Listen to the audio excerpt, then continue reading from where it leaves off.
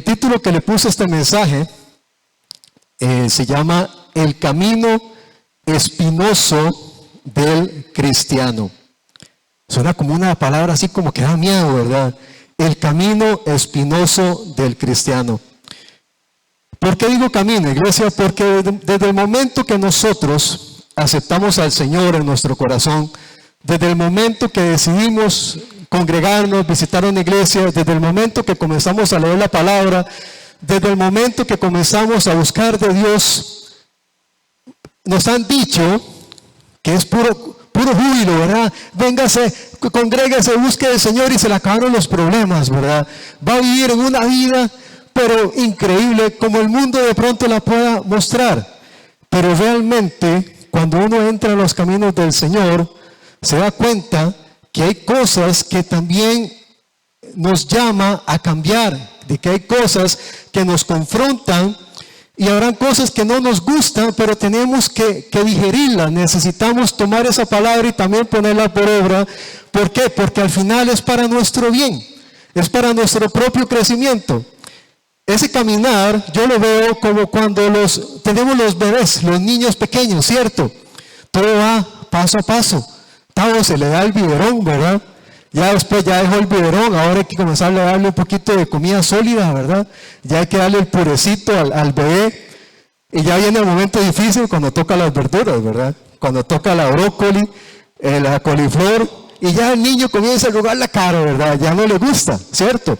Pero al final es para su bien. ¿Por qué? Porque necesita ser alimentado balanceadamente, porque al final todo es beneficioso para su vida. Entonces ya deja de ser eso de que solo Gerber, ¿verdad? Pues algunas veces, iglesia, cuando nosotros nos convertimos o buscamos de una iglesia, queremos que siempre el alimento sea Gerber, que siempre sea lo suavecito, ¿verdad? Lo dulcito, ¿verdad? Lo que nos gusta, pero también algunas veces necesitamos poder digerir y poder aprender. ¿Y qué sucede también, iglesia? En ese caminar en la vida cristiana, van a haber momentos donde nos vamos a caer, ¿cierto? Igual que los bebés.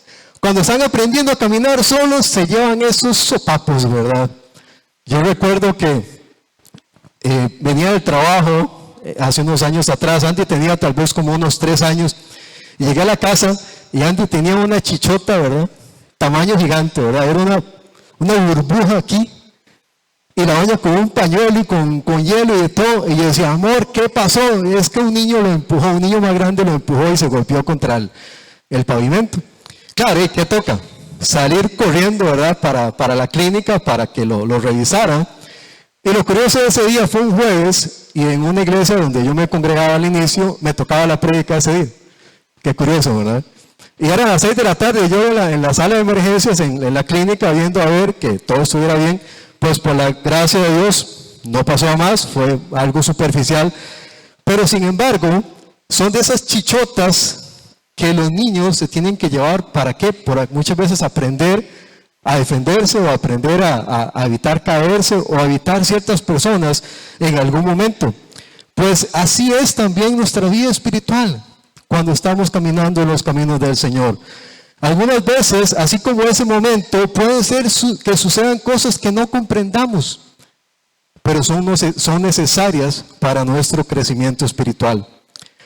Inclusive hay cosas que de pronto, iglesia, nos golpearán el corazón, nos podrán decepcionar en nuestro andar por ese camino que yo le puse, el camino espinoso.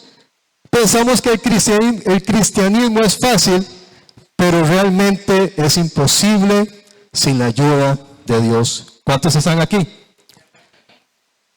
Justamente esos golpes que de pronto pueden llegar a nuestras vidas nos pueden inducir a querer desfallecer o a caer y no levantarnos, confundirnos o simplemente separarnos de todo lo que tenga que ver con Dios. ¿Sufriremos algunas veces caídas en nuestra vida espiritual? Muchas veces probablemente. Muchas veces nos decepcionamos de las personas, muchas veces nos decepcionamos de algo y eso se convierte en un peso, en una carga que nos decepciona, nos aparta y nos hace perder la mirada en lo que de verdad necesitamos poner la mirada, que es en Jesús, ¿cierto? ¿Cuántos están aquí? Pero en ese caminar donde todos estamos, me incluyo, es un camino de crecimiento. Y quiero compartirles un versículo que está en el libro de Efesios, capítulo 4. Lo vamos a leer. Vamos a buscar el libro de Efesios, capítulo 4, versículo 11 al 15. Cuando lo tengan, me dan un fuerte amén.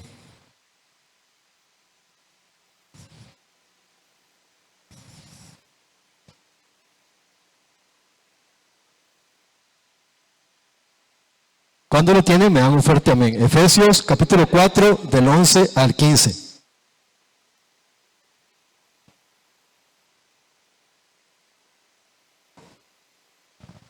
¿Lo tenemos?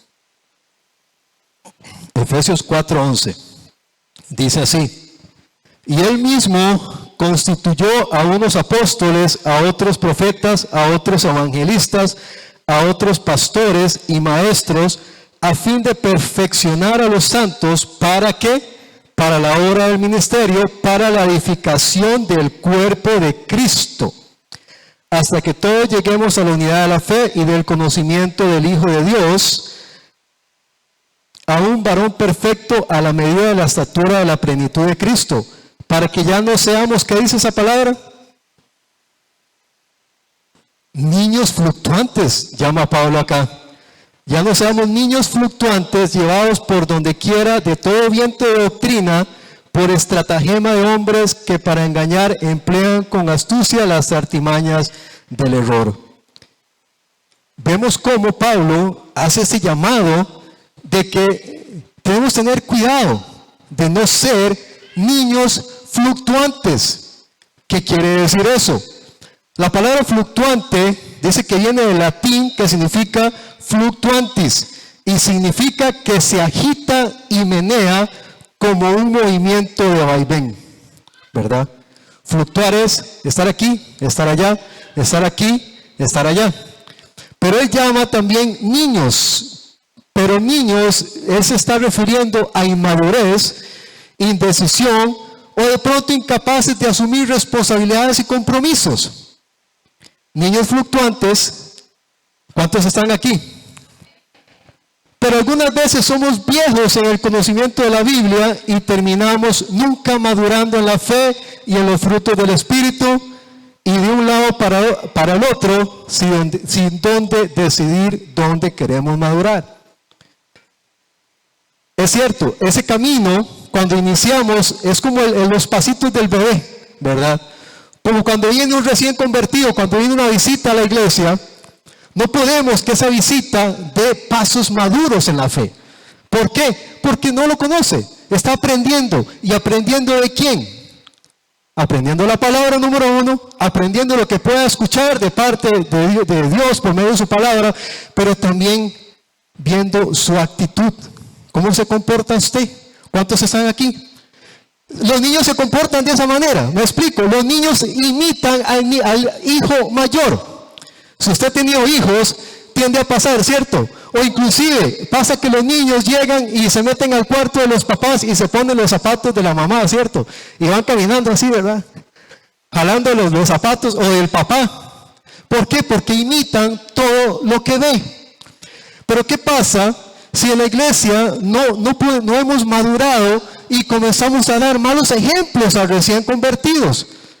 ¿Me están siguiendo? ¿Cuántos están aquí? Entonces necesitamos llegar a un momento donde podamos madurar, donde podamos crecer y podamos ser ejemplos para las visitas, para los nuevos convertidos.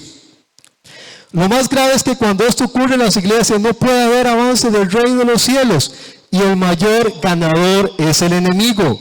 Toma ventaja de esa situación por retroceder, busca retroceder siempre la obra del Señor. Poniendo el ejemplo a través de las familias. Usted tiene 5 hijos de todas las edades, digamos. Tiene uno de 5, de 10, de 13, de 25, por ejemplo. ¿Qué haría usted si su hijo de 25 años se comporta como un bebé? Qué duro, ¿no? que usted tenga que a su hijo de 25 años darle comida con una cucharita, ¿verdad? Venga para darle purecito, ¿verdad? Ay, le da puré. Venga para comprarle un Gerber. O de pronto tenga que alzarle y sacarle cólicos. ¿Qué espera usted en sus hijos? Usted necesita que ellos lleguen un momento y que maduren. Y que ellos puedan caminar por ellos solos. Y que lo mejor sea que sean ejemplo para los demás hermanos. En todo. ¿Por qué? Porque ellos van a imitar todo lo que ven. Así es en la vida espiritual, iglesia. Así es en la vida espiritual. Yo no me imagino tener que dormir a Andy en el coche todas las noches, ¿verdad? Ya soy muchachón, ya no cabe, ¿eh? Tener que meterlo en el coche, eso yo lo hacía. Mi esposa se acordará.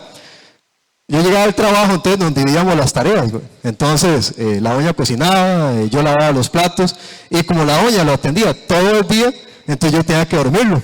Entonces, teníamos un coche y Andy se acostaba. Y era dele, ya hasta tenemos rayo en el piso, ¿verdad? Dele, y cantándole, ¿verdad? Todavía no sé, y no, que no se quería dormir, y ya pasaba, ya estuvo una hora, ya le doy el brazo, ¿verdad? Ya uno quería como un brazo automático, nada más que lo meciera solo.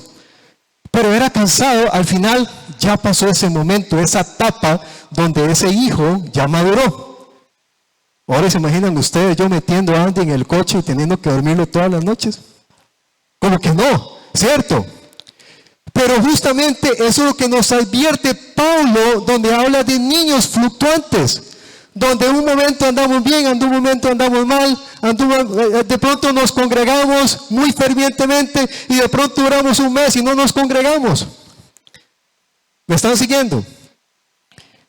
¿Por qué, iglesia? Porque nosotros somos ejemplo los unos a los otros. El sello de la madurez espiritual se da cuando se es ejemplo de la grey. Quiere decir, otros hermanos. ¿Y de qué manera? En nuestras actitudes y nuestra manera de ser. Muchas veces pensamos que hay que predicarle al hermano, ¿verdad? Mi hermano, sí, que tal versículo, que tal capítulo, que tal aquí, que tal allá, pero resulta que usted no actúa como predica. De lo que usted predica, actúa solamente un poquito nada más. Entonces lo vamos a confundir. ¿Me estoy explicando? Tenemos que ser ejemplo de la grey. Ahora, hay dos versículos que quiero que leamos. Uno está en Lucas 17:1. No sé si Alvarito podrá poner los versículos también ahí en la pantalla. Lucas 17:1 y Mateo 18:6. Si alguien lo quiere leer, lo quiere buscar y lo quiere compartir. Lucas 1:2 es el primer versículo y el segundo es Mateo 18:6. Cuando lo tengan, me dan un fuerte amén.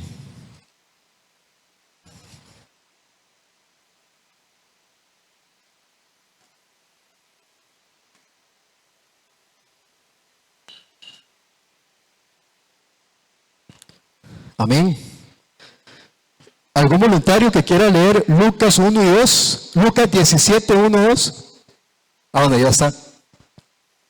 Y a sus discípulos dice, imposible es que no vengan escándalos, mas hay de aquel por quien vienen. En esta versión dice escándalo, pero la palabra, ¿cómo dice? Dice tropiezo. Se lo leo. Vamos a ver, vamos a buscarlo acá. Lucas 17, 1 dice así. Dijo Jesús a sus discípulos, imposible es que no vengan tropiezos, mas hay de aquel por quien vienen. Mejor le fuera que se le atase al cuello una piedra de molino y se le arrojase al mar, que hacer tropezar a uno de estos pequeñitos, iglesia. ¿Podemos ser piedra de tropiezo para alguien? ¿Podemos ser tropiezo para alguien? Puede ser, ¿cierto?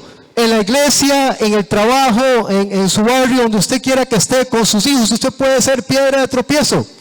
Yo recuerdo que en una fiesta laboral, en uno de los trabajos que yo estaba, en la fiesta de fin de año, se compraron varias cosas, ¿verdad? Para la comida y todo. Yo compré rompope, ¿verdad? Porque era tradicionalmente que en Navidad, que una copita de rompope, ¿verdad? Resulta que se compraron varias cajas de rompope. Uno de los empleados tenía debilidad por el alcohol. Y resulta que se le dio a probar el rompope y resulta que el hombre una semana no aparece en el trabajo. Y yo, ¿será que se enfermó? ¿Será que algo le pasó? Nadie me quería decir, ¿verdad? Que se había entandado, ¿verdad? Resulta que yo con mis propios ojos lo voy viendo en Tárcoles caminando, sin zapatos, como 3 días sin bañarse, entandado. Y le digo, hombre, ¿pero qué pasó contigo? Me dice, ay, Cristian, yo probé aquella carajada y tenía alcohol y yo no puedo probar una gota de alcohol. ¿Por qué? Porque me caigo. Tristemente, sin querer queriendo, fui piedra de tropiezo, ¿cierto? Pude haber evitado del todo no haber comprado eso, pero algo tan pequeño como un rompope, me estoy explicando, algo que de pronto uno dice, no, eso no pasa nada, no, ¿por qué se va a emborrachar por tomar una copita de rompope? Resulta que eso fue piedra de tropiezo para que alguien cayera y resulta que se divorció. La mujer se cansó, ¿verdad? La mujer ya se cansó de él, se separó, lo dejó botado. Yo traté de buscarlo, de jalarlo, de animarlo, y al final yo salí de ese lugar, no pude saber más de él. Pero vemos cómo algo tan pequeñito puede tener efectos tan peligrosos. Así como en el mundo en que vivimos pueden suceder ese tipo de cosas, en la iglesia puede ser que sucedan de pronto.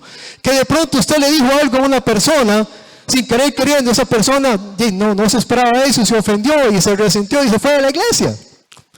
Algunas veces yo inclusive trato de tener mucha mesura de qué digo a las personas, cómo los trato, porque uno no sabe, ¿verdad? Si de pronto alguna mala cara, algún mal gesto puede provocar que esa persona se enoje conmigo o se vaya para el mundo.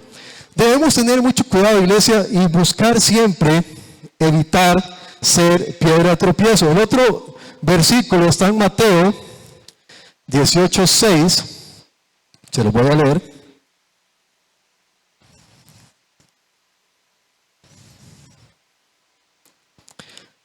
Dice así, Mateo 18, del 6 al 7. Y cualquiera que haga tropezar a alguno de estos pequeños que creen en mí, mejor le fuera que se colgase al cuello una piedra de molino de asno y que se le hundiese en lo profundo del mar. Muy similar casi de lo que dicen ambos versículos. Pero Jesús hace una advertencia donde dice, ay de aquel que pueda servir de piedra de tropiezo para que uno de los más pequeños puedan caer. Ahora, yo creo que una persona madura, muy difícil va a caer. ¿Por qué? Porque si está enraizada propiamente en la palabra, si camina en la verdad, si conoce la verdad, conoce lo que es el padre de ella, conoce quién es ante los ojos de Dios, muy posiblemente no va a caer. Pero se refiere acá también a los recién convertidos. ¿Cuántos están aquí? A todas aquellas personas que nos visitan por primera vez, no sabemos. Puede ser que una persona que cruzó la puerta viene y ese día quiso suicidarse, por ejemplo. Ese día entró a la iglesia buscando respuestas. ¿Por qué? Porque probó todo de pronto. Probó la droga, probó el licor, probó diferentes cosas que el mundo le ofreció y nada de eso lo pudo cambiar. Y resulta y dice, no, voy a buscar de la iglesia.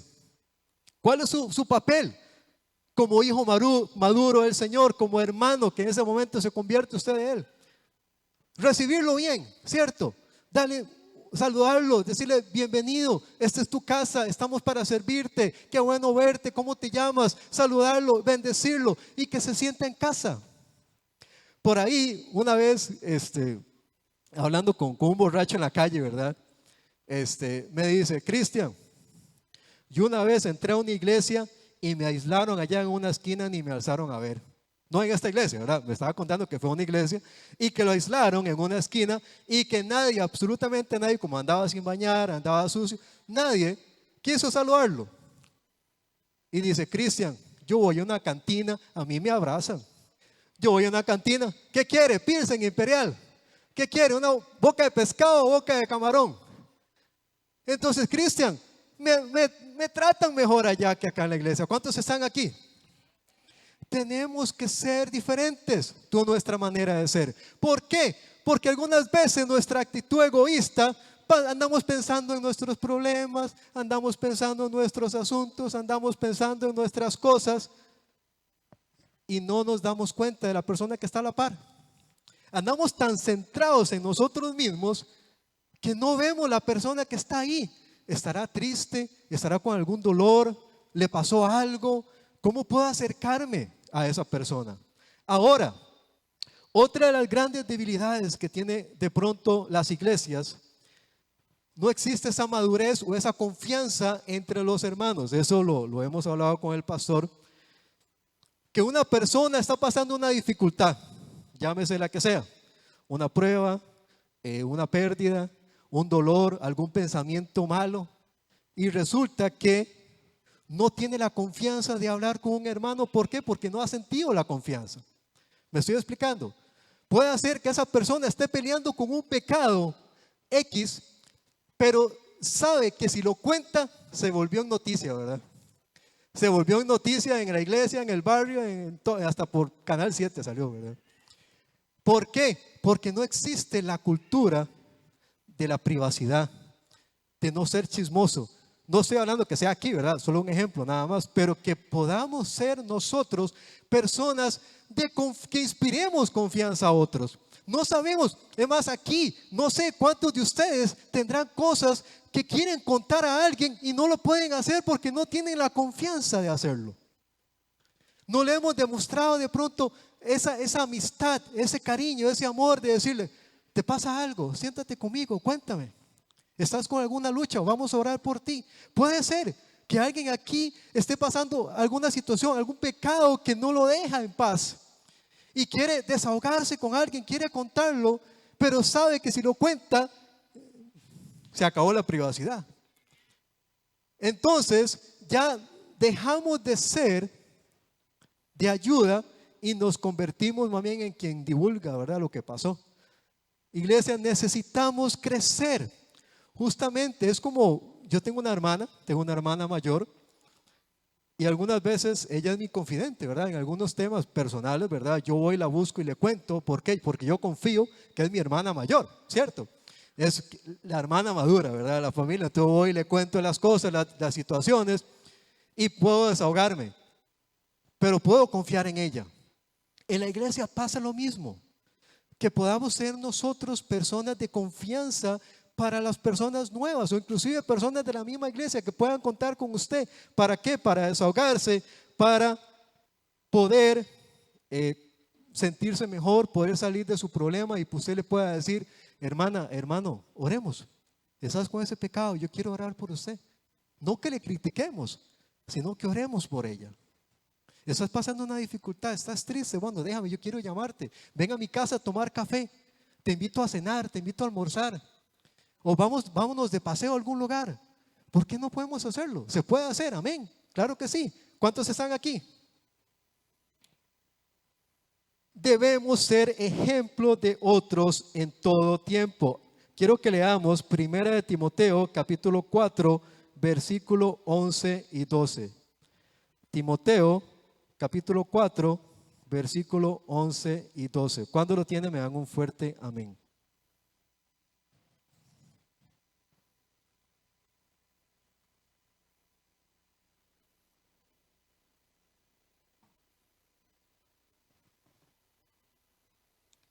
Amén. Dice así: esto manda y enseña. Ninguno tenga en poco su juventud, sino sé que ejemplo de los creyentes en palabra, conducta, amor, espíritu, fe y pureza. Aquí lo dice la palabra. ¿Qué le está diciendo Pablo a Timoteo? En esto, enseña, eso es lo que estoy haciendo en este momento, estoy enseñando, estoy compartiendo.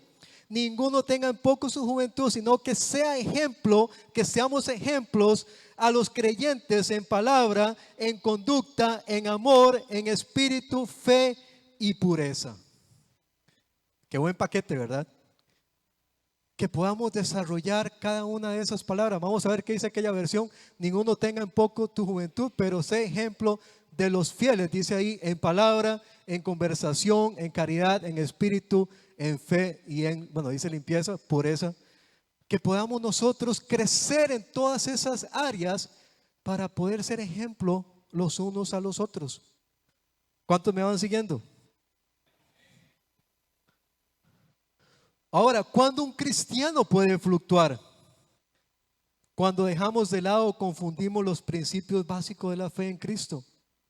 Un ejemplo tan básico, iglesia, como yo lo veo, donde podemos ser piedra de tropiezo a alguien, es en el congregarse, por ejemplo. Si el congregarse no está como una prioridad en nuestras vidas, estamos siendo mal ejemplo para otros.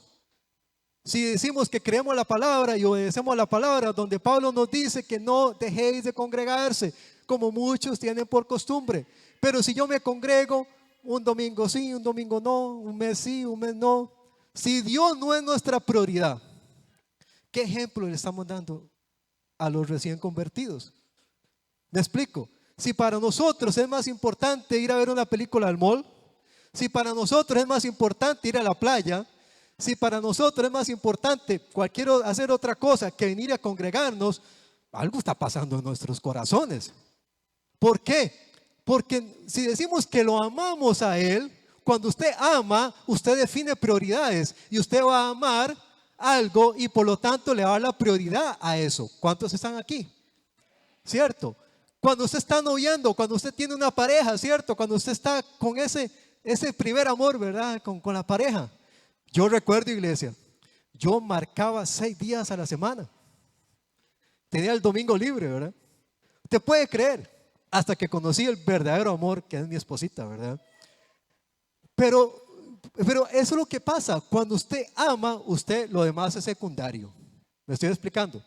Cuando usted ama a Dios, cuando usted ama, no solamente ama su palabra, lo que Él dice, lo que Jesús representa, usted comienza a definir prioridades. No, domingo es iglesia. ¿Que jueves hay oración? Jueves hay oración porque yo quiero orar, yo quiero clamar por ese hermano recién convertido, yo quiero orar por Anita que está pasando una dificultad, yo quiero orar por Julián, yo quiero orar por Gustavo porque tiene un dolor de espalda, yo quiero orar por el nuevo convertido que está allá atrás sentado. Cuando usted ama, usted comienza a definir sus prioridades. Recapacitemos, analicemos. ¿Qué le estaremos dando nosotros el primer lugar? ¿Será Dios lo que ocupa el primer lugar en nuestros corazones? Algunas veces pasa así. Tenemos el trono, ¿verdad? Dios busca Él sentarse en el trono de nuestro corazón. Pero somos tan egoístas que no le hemos dado el trono. Nos sentamos nosotros. ¿Me explico? No, primero soy yo, el más importante soy yo. No, es que estoy cansado, quiero distraerme, quiero ir a pasear. Entonces Dios que espere. ¿Me estoy explicando? Dios necesita que usted lo ponga en el trono de su corazón. Que Él sea lo más importante para usted. Que Él sea lo más importante cuando usted se despierta, cuando usted se levanta. Que usted pueda orar y decirle: Señor, te doy gracias por un nuevo día, por haber despertado, porque sé, Señor, que tú me has dado un día más de vida. Pero lo hacemos. Y uno piensa: no, es que Dios es egoísta, todos los domingos los quiere Él. Que Dios es más egoísta, todos los jueves los quiere Él. Podríamos pensar de pronto, ¿verdad? Y yo necesito distraerme, ¿no? Yo necesito ir al mall, necesito ir a la playa. De pronto, ¿no? Dios es egoísta. ¿Usted cree que Dios es egoísta? Si nos dio 7 días a la semana, nos dio 4 semanas al mes, donde esas 4 semanas al mes, de esos 30 días al mes, solamente nos pide 4 domingos para que usted lo busque, se lo dedique a Él, se lo ofrende a Él, se lo entregue a Él. Y no es porque Él es el beneficiado, es porque usted es el beneficiado. Cuando usted se congrega, cuando usted participa, usted es el beneficiado al final. ¿Por qué? Porque usted está recibiendo espiritual que su vida necesita. ¿Cuántos están aquí? No podemos decir que tenemos un Dios malagradecido. Pero si el congregarme no está ocupando ese primer lugar en mi lista, debemos reflexionar, porque estos momentos de compartir son momentos de crecimiento, de alimento y de ser luz a otros que se vienen incorporando y ser de las manos que ayudan y aportan al crecimiento de ellos. ¿Por qué le puse ese nombre espinoso? Porque muchas veces, iglesia, es ese camino difícil donde tenemos que atravesar. ¿Cuáles son esas espinas? Pueden ser de pronto actitudes de personas, puede ser de pronto situaciones que pasen, puede ser de pronto inclusive distracciones, los afanes de la vida, puede ser de pronto que el mundo te quiera poner diferentes cosas en tu caminar y te detenga en tu avance espiritualmente hablando. Eso habla, ustedes han escuchado la palabra del sembrador, muchas veces no la hemos interpretado bien, pero eso es justamente lo que dice, iglesia. Necesitamos ser de esos corazones que están ahí dispuestos a recibir la palabra y a guardar la palabra y a atesorarla en nuestro corazón. Pero de nuevo, vienen las situaciones del mundo. No, mira, ya es tarde, juegas a prisa. No, hoy no juegas a prisa, hoy no juegas a prisa, juega la liga a las 11.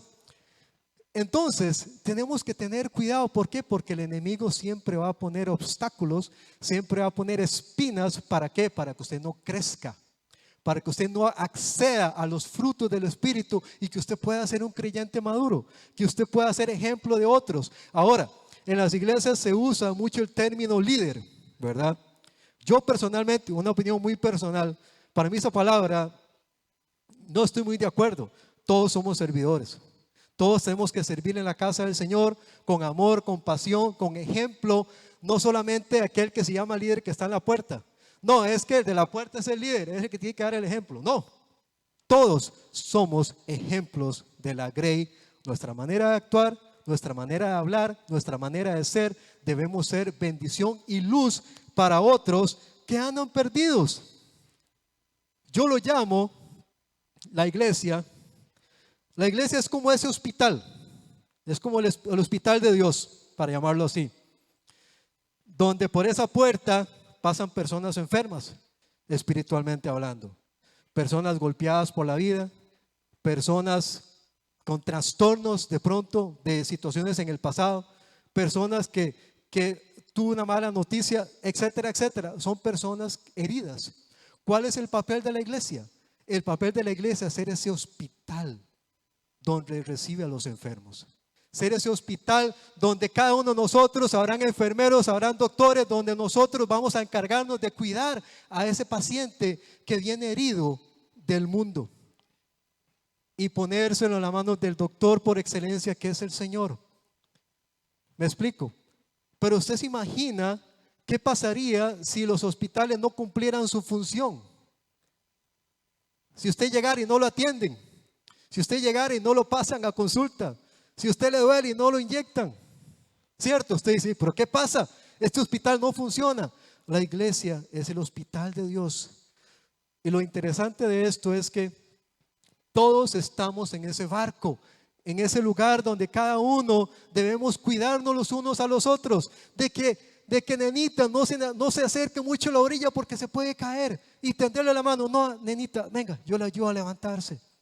Que Gustavo de pronto se siente mareado y quiere caerse, yo tengo que poner mi hombro para que Gustavo no se caiga de ese barco, porque al final todos estamos en este caminar cristiano espinoso, difícil, complicado, y debemos cuidarnos, protegernos los unos a los otros. ¿Cuántos están aquí?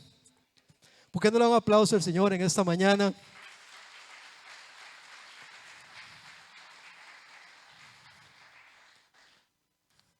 Es triste, iglesia, cuando pasan unas veces en las iglesias donde de pronto tenemos el equipo médico, ¿verdad? O el equipo de enfermeros. ¿Usted cree que el personal de una clínica, de un hospital, es suficiente? Nunca será suficiente, ¿cierto? En un hospital siempre faltarán médicos, siempre faltarán doctores, enfermeros. Igual en las iglesias, siempre van a faltar enfermeros espirituales, médicos espirituales que vengan y atiendan a esas personas. Por lo tanto, cuando uno de esos miembros de ese hospital que se llama iglesia se va de esa iglesia, la iglesia se sufre. A la iglesia le duele esa pérdida.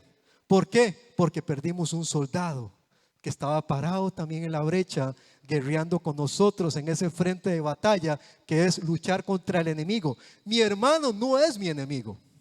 ¿Estamos claros? El enemigo es el diablo, me explico. Él es el que está atrás de nosotros en todo momento. Yo lo veo como en las batallas grandes que hay, en las guerras, donde hay un pelotón de soldados, llámese, no sé, un país X, y está enfrentándose hasta con el país Y. Ese pelotón está unido, ¿cierto? Hay momentos donde soldados ponen su vida para que otro no muera. Qué interesante, ¿no? Si eso pasa defendiendo a un país, ¿por qué nosotros no podemos poner nuestra vida en rescate de otros en la iglesia? ¿Cuántos están aquí? ¿Me estoy explicando? Otro de los momentos importantes que pasa en esta vida, y es cuando suceden los desastres naturales. Cuando sucede un tsunami, un terremoto, un tornado, alguna dificultad. ¿Qué es lo que pasa con los sobrevivientes?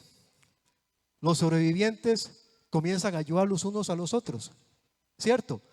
Comienzan a ayudar a aquel que perdió todo, comienza a ayudar a limpiarle la casa, como pasó allá en Upala, si no me equivoco, que pasó lo del huracán.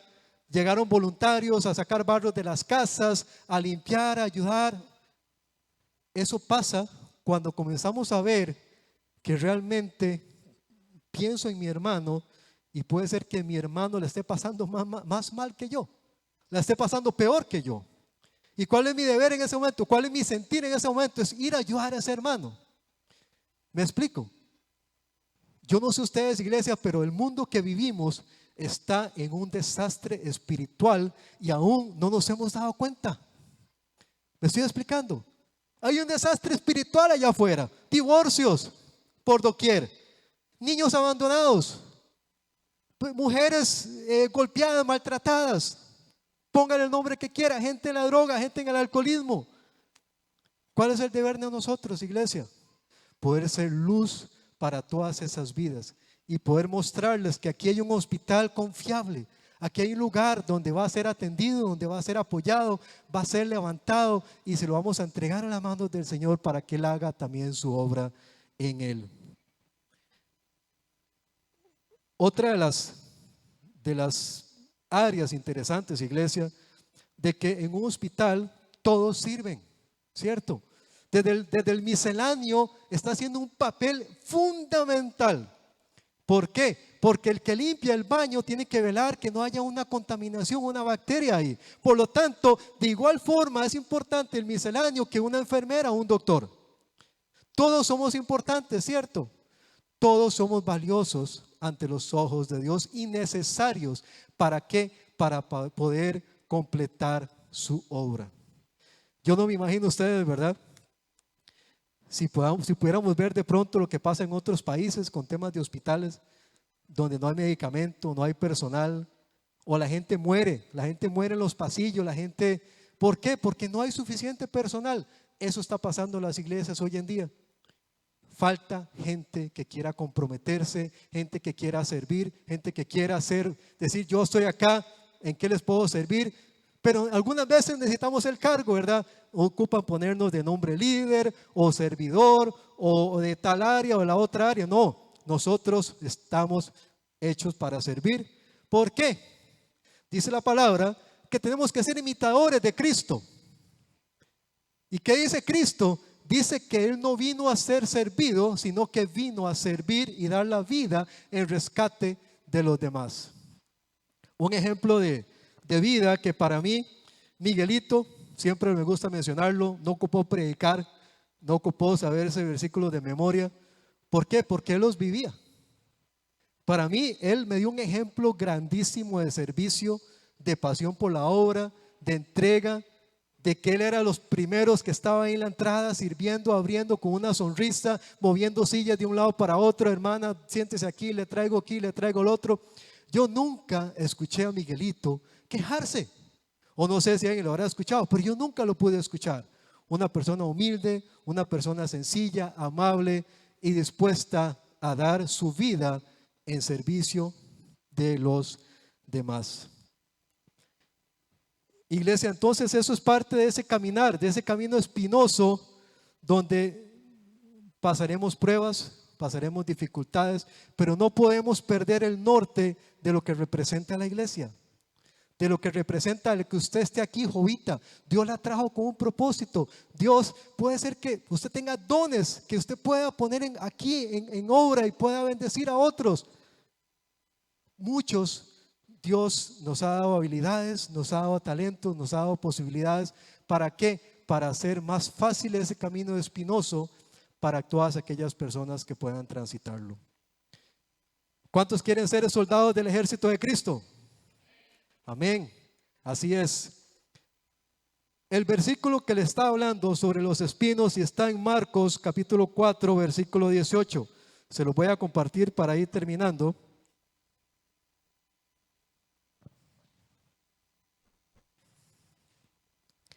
Marcos capítulo 4 versículo 18 y 19. Cuando lo tiene me dan un fuerte amén.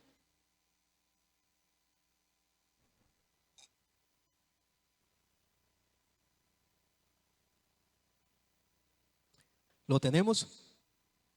Dice así: estos son los que fueron sembrados entre espinos, los que oyen la palabra, pero los afanes de este siglo y el engaño de las riquezas y las codicias de otras cosas entran y ahogan la palabra y se hace infructuosa. ¿Pasará eso, iglesia, de pronto? Que algunas veces la palabra está dicha en la iglesia, la palabra la podemos encontrar acá, pero todas las dificultades del mundo penetran y terminan ahogando esa palabra. ¿Y qué dice? La hace infructuosa.